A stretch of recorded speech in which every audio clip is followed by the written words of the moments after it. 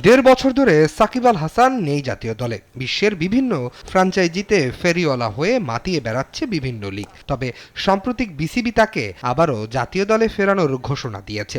Form fitness ঠিক থাকলে হয়তো জাতীয় দলে আবারও দেখা মিলবে বাংলাদেশের পোস্টার বয়ের।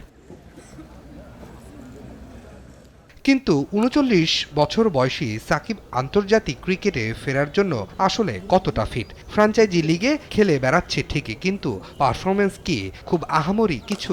দেড় বছর ধরে তো তাকে ছাড়াই ৩ সংস্করণে খেলছে ক্রিকেট বাংলাদেশ।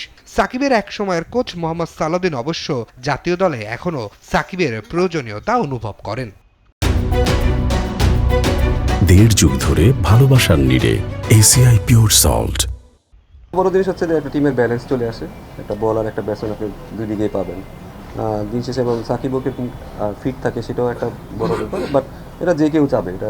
টাইগার কাটার মাস্টারকে ৯ কোটি ২০ লাখ রুপিতে দলে নিয়েছিল কলকাতা নাইট রাইডার্স ফ্র্যাঞ্চাইজি, কিন্তু নিরাপত্তা ইস্যুতে মুস্তাফিজকে বাদ দেয় ভারতীয় ক্রিকেট বোর্ড। এমন কাণ্ডের পর দুই দেশের কূটনৈতিক সম্পর্ক ব্যাপক অবনতি হয়। বাংলাদেশ বিশ্বকাপ খেলতে ভারতে যায়নি, এমনকি পাকিস্তানও ভারতের সঙ্গে ম্যাচ বয়কট করার সিদ্ধান্ত নিয়েছে। এসবের কোনো কিছুই যেন স্পর্শ করছে না ফিসকে। ওইটা নিয়ে ভাবলেও তো আপনি কিছু করতে পারবেন। আপনি কিছু করতে পারবেন যে আমরা খেলতেছি না দেখে তার হাত ফুটায় বসে থাকবো, তা তো না। আমার মনে হয় যে আপনি কোনো সময় ক্ষতিটা চিন্তা করেন না, আসলে আপনি কীভাবে বেটার করতে পারবেন। দিন শেষে যদি আমরা যদি আবার ভালো ক্রিকেট খেলি, আরও বেটার নেশন হই, তখন হয়তো সবাই আমাদের ওইভাবেই মূল্যায়ন করবে।